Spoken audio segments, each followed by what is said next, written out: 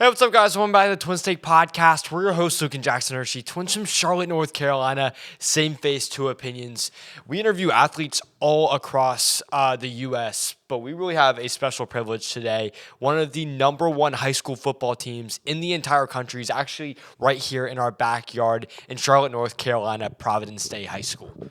Yeah, guys, we had the opportunity to get to sit down with Coach Dave Serepca, and he has coached some of the greatest players all across the NFL and college landscape, and it's been really a privilege to get to talk to him. Yeah, he's the defensive coordinator for Providence State, and they produced that coaching staff has produced guys like Sam Hartman, Will Grier, Jordan Shipp, the number one wide receiver at UNC Chapel Hill, and the list goes on. It's really a football factory. They're constantly producing new guys to the NFL. And so it was such a blessing to be able to sit down with him.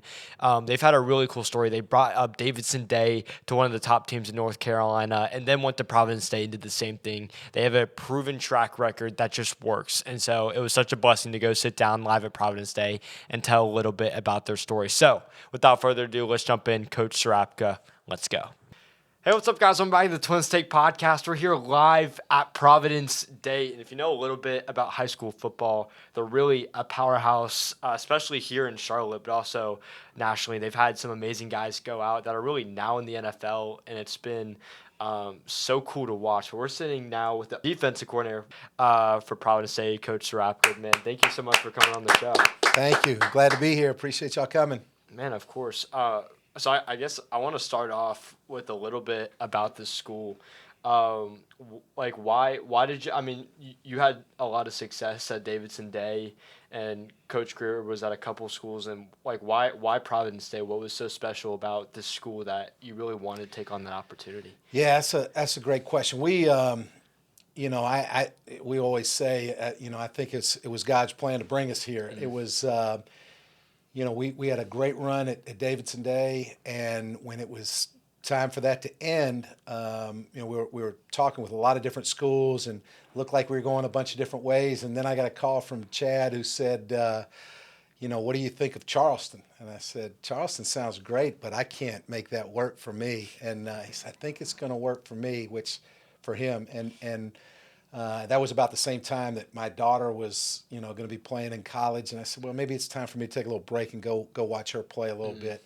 Mm-hmm. And he went down there when after a couple of years in Charleston, I got a phone call from Chad to say, we talked through a couple different schools. And when he mentioned Providence Day, I said, we talked a little bit more. It just made perfect sense for Chad to be able to come back home, having a young one that was, they had just had, to be able to come home with his family, to be here, to raise him here, and then to be able to be at a great school like this. It just checked all the boxes. And I said, if you come back here to Providence Day, I'll be happy to come back and we'll start, get the band back together. Yeah, man, That's incredible. I mean, and y'all have come in and won multiple state championships, won another one this year. Yeah. What's the ride been like? I mean, because it's not. I mean, that's the tough thing that people don't realize is it's not easy to go into a program because y'all were bringing your own coaching staff in. Yeah, so it was. It's part of the special sauce that we made at Davidson Day, and, Sure. and nothing that we do, if you look anywhere in here, in the gym, in the locker room, anything, there's nowhere where we place anything on, state championships or anything else. I mean, it's important for us to start with, our core beliefs and our values, and it's, about, winning the kid, right? So we want to have everybody on the same page. We let the kids, during our goal setting time at the beginning of the year, they make the plans. For no coaches go in talking about state championships. We let them make the plan, and whatever that's going to be, we build around that. Right. And of course, many of the times it is, hey, we want to win a state championship, right, or we want to go undefeated. Then you build a plan around that. You work as hard as you can to get there, and on the special occasions that it happens, it makes everything come together. So it's really cool. Man, I love that. We kind of wanted to start from the beginning. How did you get into coaching? Wow. That's a great question. I mean, it was a long time ago. And, yeah, I don't know. I've always, loved sports, been involved in sports growing up in it, and then, missing it. And then when my son first started playing, I would see different things from, when he played a little soccer. I knew nothing about soccer, so Sure. we went and tried to find someone that really, we thought could coach and do a good job. And he did that. And same with baseball. When he got to football, I was like, I really wanted to be involved, and started off involved with Pop Warner Yeah. up at Lake Norman and the Lake Norman Giants, and got involved with that, and it just kept growing. And then we had the opportunity to start, man, over 15 years ago, I think we had the opportunity to start a football program at Davidson Day. Right. And Chad and I started the football program there and got involved in coaching middle school and JV and varsity all at the same time. We're calling everything at once. It's a lot to handle all at one time. Yeah, probably the biggest thing was not just handling the coaching part of it. When we got to that school, they didn't have a football on campus, right? So when we agreed to take the job, they said, let's get a picture for the little Lake Norman paper. Right. We said, all right, we'll get a football. Well, they didn't have a football on campus. Oh my gosh. We had footballs in the car just from, playing catch with our sons. Sure.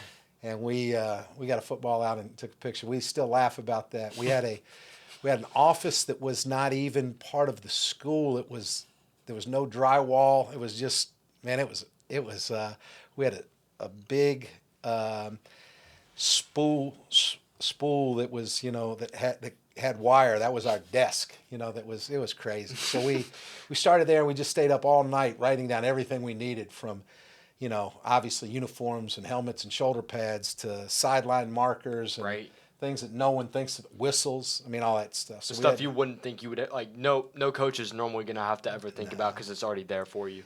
And then we literally started from scratch, and then just, went to work and put it together. And, it was like that movie, if you build it, they'll come. We didn't know, but when we first said, hey, this is where we're going to be, and this is what we're building, and this is what we're going to do, we had a lot of support in the community up there. A lot of folks came to come play football, and that's Right. where it really started. Right. And obviously, Coach Grier's son ended up going to play at Davidson Day to start off. How big of an impact was that really for that program? Huge. I mean, Will's obviously one of my favorite people just to be around. He's, on and off the field, great guy. It's funny looking back, I didn't realize, he was actually a good friend of mine. It makes no sense because I would forget that he was 14 years old. I mean, he Right. was so mature. And then, we coached our sons. So when you're a high school coach, you have your son on the team. It's difficult, right? Yeah. So one of the rules that we had was that I would discipline Chad's son, and Chad would discipline mine. I love that. Yeah, that way, we wouldn't get in trouble for killing our own kid on the sideline or something. And we each probably wanted to kill our own kid at some point. But the thing was that Joel was a little different. He caused enough problems that Chad may have wanted to kill him, but Will never was a problem to me. I thought he was one of the greatest guys, and like I said, was like a friend. I talked to him more like an adult than maybe probably should have sometimes. But he was great leader. Everybody followed him, loved him, and that's because he was just a great person on and off the field, and great player. When we were on the field, he was a real leader. It was also great for players that had plans or aspirations to try to play in college, to have a guy like Will, who became a highly recruited guy. Sure. We had so many coaches come to see him. Well, naturally, we tell people this all the time, you want to be on a team that has players that are being looked at, because when coaches come to watch, they don't just watch that one player. And we had lots of guys that jumped off on film to a lot of coaches that were there, so they may not have been going where Will was, but they got the chance to go play because he brought them along. Absolutely, yeah. Yeah, what was it like? I mean, obviously he's had an amazing career. Did some great stuff at West Virginia. Has kind of been on a lot of like really solid NFL teams playing quarterback. How cool is that for you to have coached him and like just watched his journey? Yeah.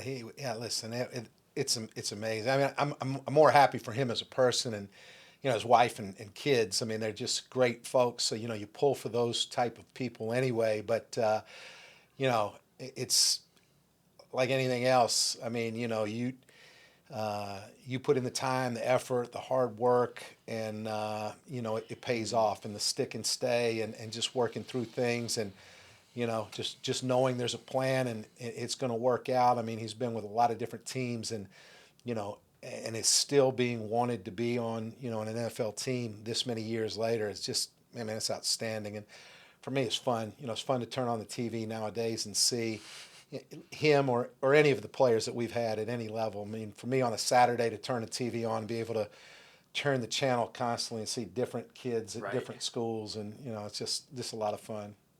Man, I think that's absolutely great. Kind of a different note. You and Coach Grier have kind of been all over the place. Y'all have had lots of ups and lots of downs. What's the biggest adversity you two have gone through together, and how did y'all overcome it? Putting up with him is big adversity for me. He's difficult. He wants to throw the ball on every down. He's a big pass first guy. Explosive. So, man, dealing with him and his really unfunny jokes are difficult. But I think adversity wise, there were some tough things at Davidson Day. Starting a program was tough. Not having anything. I mean, literally, we had no practice field, so we worked out. Something with the church that was great across the street from us, and we built our own little practice field there. We didn't have a home field to play a home game, so we worked it out with the middle school that was up there, and we kind of went from there. Those were difficult, and then the way things ended at Davidson Day was difficult. Now, looking back this many years later was great. It was part of the plan that was. That we didn't know was ahead of us, but if you believe that, then it was good. It gave me the opportunity to go see my daughter play in college, which I wouldn't trade for anything in the world. It was the greatest thing. And for Chad to go down and do it all over again, start a program in Charleston, and so that's how we went from the sadness of the program that we had built being shut down and ended to that was very difficult to know that we moved into a period of really good things for us. They loved Charleston. They're Chad and his wife's time down there. I love being able to go see my daughter, and then it was time to get the band back together and come here. Yeah, it's kind of I always find it funny of God's timing is sometimes. I mean, it doesn't always seem it in the moment, but like you're kind of at a place now where like, man, you might not have wanted to stop coaching, or maybe you did, but now you're here, and it probably was all the right timing in the end. No question. No question. Yeah. I would love to ask you, and I know we were asking you this question earlier, but I'd love to have this actually in the show. I mean, the Charlotte Lake Norman area is so populated with guys in the NFL. I mean, like just the quarterbacks from like Mason Rudolph, Daniel Jones, Will Grier, Drake May's in the Super Bowl tomorrow night, and it kind of just keeps going on. Like Sam Hartman. Like why is this area like such a NFL quarterback kind of populated area? Man, I mean, if I if I had the answer to that, man, we'd make a fortune to have an NFL quarterback here every year. Hey, why not? Yeah, I know. Hey, hopefully we've got another one that just leaving for college. It'll be there one day. Who knows? Right. Big, good-looking guy that can throw the ball around the yard. So he's Syracuse is getting a good one going up there, but. There's just I think it's just a talent-rich area, and I think there's some really good coaching in the area. I mean, I'd love to say it was us or Sure. Chad with the quarterbacks, but there are lots of really, really good coaches, really good programs, and really good athletes. Right. And because of the area we're in, it's year-round now. I mean, everybody is playing 7-on-7 year round, and Right. obviously the season, and everybody's working with different trainers, different folks, different things. So what you want to do is try to find a program that really has the coaches and staff that can Right. with kids individually as well as a team and in a team situation that has a winning winning program that you know that helps build players and teams. So that's the important thing I think. Coach, looking if a high school player came to you and asked, what's the easiest way, or not the easiest way, but what kind of work are they going to have to put into play at the college level? How would you kind of answer that question? As a great question, and I'll tell you what a legendary coach in Charlotte, Coach Mack, who used to coach at Charlotte Latin, he was there forever. Right. Great coach. We got done with a 7-on-7 with them back in like 2010. We had just a handful of guys, and they were state champions at the time. They were nice enough to have us down, and we worked out their place. And we got done. He came over to talk to our team, and he said, "Do all of you guys lift weights, with your team?" "Yeah, we work out hard. We lift, we do that." "Are you running, doing all these things?" "Yeah." "So you're practicing every day this summer?" "We do practice every day, Coach, twice a day sometimes too." And all these things. Our guys really felt good about themselves. And he said, "Good. So you just described every football program in America, right? So what sets yourself apart?" And that's really what we've always tried to work with kids when they ask that question. So you're going to have to really work hard just to play, at any program at any level, right? And to get to the next level, what are you willing to do, to put in the time, the effort, to get there? And there's a lot of things. I think now, for us in our program, we've got enough track record of kids that have played or are playing in college that we can show them that, hey, if you want to play in college, there is a level for you. If you'll do what we're going to help you build a plan for yourself to do, we can help do that. And we can, we have, some good connections with good folks who'll be able to see you, but you're going to have to put the work in yourself. And if you're talented enough to play at an Alabama or Auburn, or Eagle. I'm just kidding. Yeah, no, at a big, major, powerful, program like that, they'll be here. They'll come see you, And if you're able to play at a great Division III program, they'll come find you. We can guarantee you that they'll come see you and evaluate you, and that's what we try to provide for our guys. So we're just as happy and excited when we got a kid that goes to any Division III school, any D2 school, we love it, right? I'm just as happy to go watch a game there, whether it's on TV or in person, as I am to turn the TV on and watch one of our guys play at Tennessee. Sure. And it's all great stuff. Yeah, I was gonna say. I mean, having college coaches. I mean, we're sitting in here like having the amount of SEC and the list goes on. Coaches coming obviously to Providence State now is insane. How long did it take? Like I know y'all started at Davidson Day. Mm-hmm. Was it really Davidson Day where that started happening with those amount of coaches? And was that ever kind of like, I don't know, not shocking of the amount of coaches coming in, but was that ever surprising to you? Of like, man, like I don't know, Nick Saban's in my office right now. To me, it still is amazing when I'll walk into Coach Grier's office and Dabo Sweeney will be in here. Right, right. Kind of shocks you.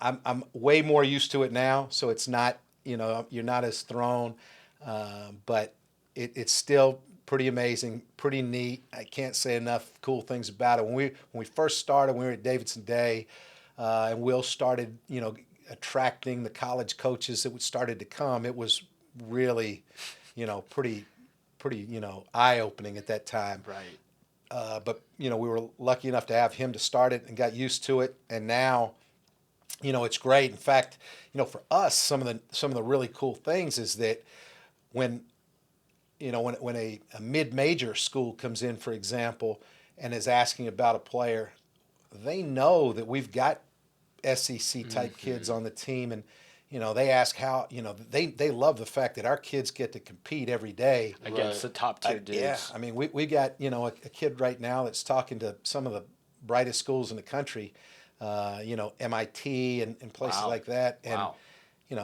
his opening sentences, they talk about the academic part of it. He's obviously got to be brilliant to be able to, considered. yeah. And from a football standpoint, he goes, look, man, I'm playing against these Division I players every day, Yeah. and here are the teams I play who have Division I players on it as well. And here's what I've done. That's a pretty strong statement for some of the programs like that. Sure. I mean, I think that's so special, and it's only going to continue here.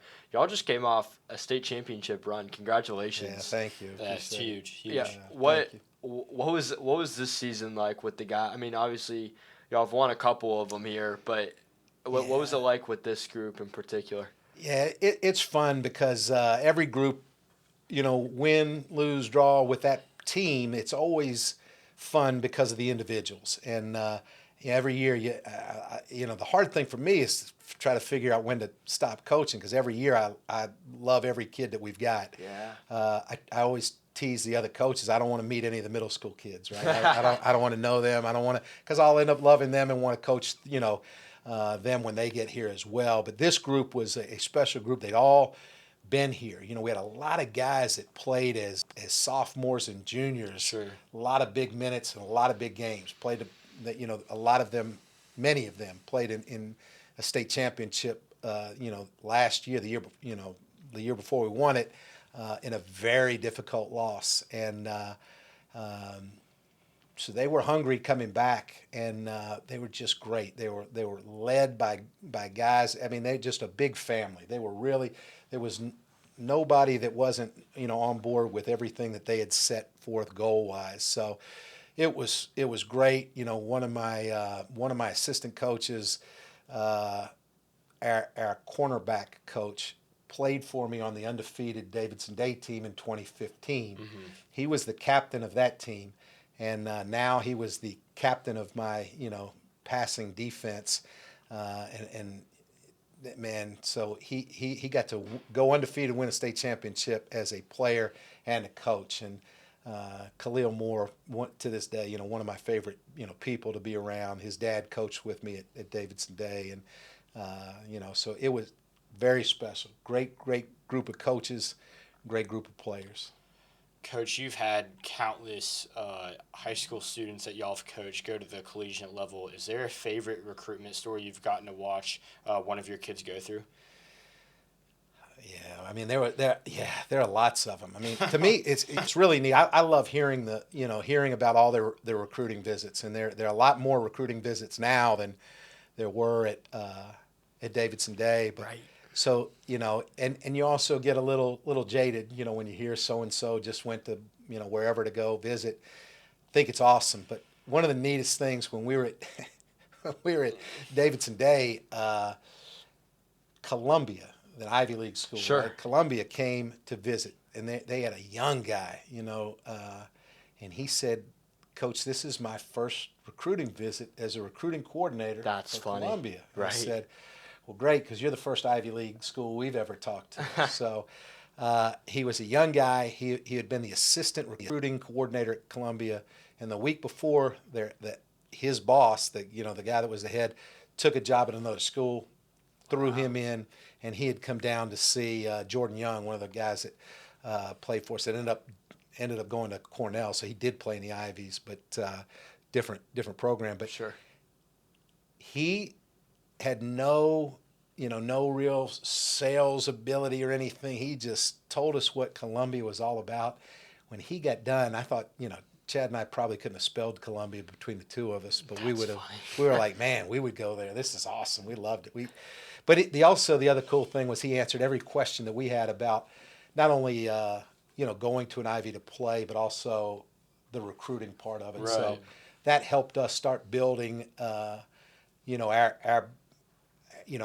ends with Ivy League schools for kids that have the ability academically and then football-wise to play there. We feel like nowadays we're pretty built in to be able to help somebody if that's their path. Sure.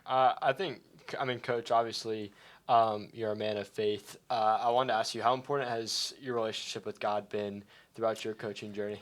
Yeah, I mean it's I mean, I think it's important to me. It's important at every level. Not just coaching, but everything. But you know, everybody's got their own, their own path, their own way, and their own relationship with God. And I feel like mine has grown tremendously since, since I started coaching, and some of the things that we've done, whether it was, some of our coaches' Bible studies that we had before, or some of the different things we've done. But yeah, I think it's hugely important. Man, I think that's so cool. We got a couple more questions for you before we start to wrap this up. As you're kind of looking into what y'all want this program to be for the next year, and as you're starting to go through the off season training, what kind of message do you give your guys? I mean, you just won a state championship. You've done it 3 years consecutively prior. What kind of message do you go into your off season to give your guys some kind of edge to want to work hard to do it again? Because I mean, not that winning state championships aren't great, but I mean, when it happens so often for your guys, I'm sure you have to give them a little extra motivation. Yeah, for us, it's about standard now. So. And every year, and this is not just our program. I think this is everywhere. But I think that we set our kids have set a standard of the level of play that they want to be at. And it's very common for somebody to say, gosh, once I put on that jersey, it's just naturally going to happen for us. Yeah. I don't have to really do anything, because once I put on a Providence Day jersey, we're going to win a state championship. Well, that gets you find that out pretty quickly that that's not the way it works. Right. That these guys that we talked about a great receiver like a Jordan Ship that is at Carolina Right, sure. now. I mean, just the ultimate leader for a team. Well, he made it so easy for a lot of these receivers, that they thought, gosh, I mean, we don't have to do anything. We got, guys like Jordan Ship and Channing Goodwin, who's at Michigan. Right. So we had lots of really great receivers. These guys were playing behind them. We're thinking, man, it's just easy. You just flip the switch and it'll be us. And then they found out that when it came their turn, wow, we got to put in the same kind of work and effort and everything they did. Right. So it's always a learning curve. So our off season is about learning that, hey, man, it's now on you. We'll give you all the tools, and it's going to be on you to now become that guy. But every person that we've got, that plays can be that guy. They can be whoever, they want to be for us. And, as a team, all that stuff takes care of itself. Yeah, I think that's great, and we're watching it play right out on the field. As you're looking back, consecutive state championships, do you have a favorite memory coaching either at any of the schools? Oh, yeah, I don't know. I think,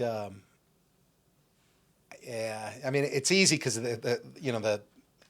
there's a lot. The fun thing to me, it's not any one thing that happened on the field, because we've had lots. I mean, Right. Winning a last-second game that we have had the great opportunity to do through the years, that's always exciting Sure. and fun. Every time the whistle blows at the end of a state championship game that we've won has been special, because Right. we get to celebrate with the kids. Gatorade baths. All that. I mean, it's fun because Chad and I usually, have given each other a pretty hard time all year, but it's time to really celebrate and really know. But for me, it's always about the coaches that we have that, or the players that we have that had not won one yet, and now they get to be part of it, because I know how important it is, how exciting it is. So all those are really fun. I couldn't say one. I mean, the one that just ended was one of my favorite, because it was like I could breathe again. We had been undefeated, and you just wanted to. You just want to cap it off on that one W. more time, and you try not to let anything negative slip in. But man, our coaching staff was so good on the defensive side. We had such good coaches that when we would meet, nothing negative really ever came. I mean, it was always about, we're going to do what we do, and we don't have to get fancy or creative, because if we do what we do, we'll take care. Everything will take care of itself, and it did again. So. When you're going into a rivalry week with with a Charlotte Christian or another type of school like that, how do you set the tone for your players, and it's not all emotion, but there's strategy to the game as well? Yeah, those weeks are always probably the most fun. They can be the most difficult, because everybody gets really fired up, and when you've got a rival that is less than a mile down the street. That school, that week, special. It's going to be special. The crowd's going to be really, really crazy and fun. And, I know that the social media part of it will be big between the kids back and forth. But, for us, I know Chad really stresses to the guys that for us, and we tell our guys, it's not about hating that school down the street, right? It's about the love that we have for each other, right? So if we're playing for each other, and we don't care what's going on down the street, right? It'll take care of itself. We're not getting, we don't get worried about the fact that they're going to talk a lot of stuff. They're going to, say some things during the game, and it's going to get chippy, and all these things happen. We just keep it with this, hey, the love for each other. We're going to play for each other. We're going to do our job. Everything takes care of itself. Sometimes, you get guys that get a little away from that. This year was one of those times where, we didn't. Everybody played for each other and really, really took it upon themselves to not let each other down, and very successful both times against school down the street. I think that's how you have to go into a rivalry week. I mean, we're sitting in a rivalry week. Duke's playing UNC. Yeah. We're gonna get that dub tomorrow, so we don't have to worry about that. But I gotta ask you this, because I guess we'll start to wrap it up on this. But Super Bowl weekend, you got the hometown quarterback in Drake May playing a Seahawks team who really, arguably, I believe, has the best defense in the NFL. What are your thoughts on the game? You got a score prediction? Who do you think's going to win? I know it's tough. Yeah, it's tough, and I always say, I'm happy to give predictions and who I think will win. Sure. And if you actually bet on games, just bet the opposite, whatever I say. Because the fun thing for me is when I get to watch an NFL game or a college game. Man, we put so much time into watching film of high school. I almost don't even want to watch. I'm so burnt out. But now that the season's over, can enjoy and be a fan. So, from my little, knowledge of the games, the teams, and I think Seattle is amazing on defense, and I'm a defensive guy. So, if I was going to choose, I would think Seattle will win. I think their offense. I love their running game. Good gracious, and if Darnold protects the ball, they're going to be awfully tough. That said, like any person in this area, I'm hoping we'll be pulling for Drake. Nothing would be happier, than to see, Drake and the May family be able to celebrate a Super Bowl championship. They're going to celebrate anyway because they've just been great. He's been great. They've been great. So. But that's who I'm pulling for New England. If I was going to make a prediction, I would say Seattle. Think about that, and this is funny too, because we had Coach Bill Polian on the show, who is the GM for the Colts and the Bills and the Panthers, and he had told us last week, and we literally were watching the Panthers make the playoffs when the Falcons beat the Saints. We were watching that game with him to see the Panthers make the playoffs, and he had told us, he's like, the media gets it all wrong of it takes quarterbacks 4 years to really compete for a Super Bowl. And now we're sitting here 2 weeks later, and Drake's got the chance to do it. So we're rooting for him, and we're excited for the May family. But thank you so much for taking the time with us. We really do appreciate it, and we're excited to see where this program continues to go. Yeah, Providence Day's got nothing but a bright future ahead, and really excited what the two of y'all are going to be doing down here. Well, I appreciate it. I know Coach Grier hated he couldn't be here. Had an emergency he had to take care of. Y'all are welcome back anytime. Love to have you. Yes, sir. You probably want to talk with him. You just talk slow and try to help him out. I was waiting on the last jab you could get in there. I got to get one. He's not here. It makes it easy. I was like, man, the sun tanning. I was like, that was great. But man, thank you so much. My pleasure. Thank you. Yes, sir.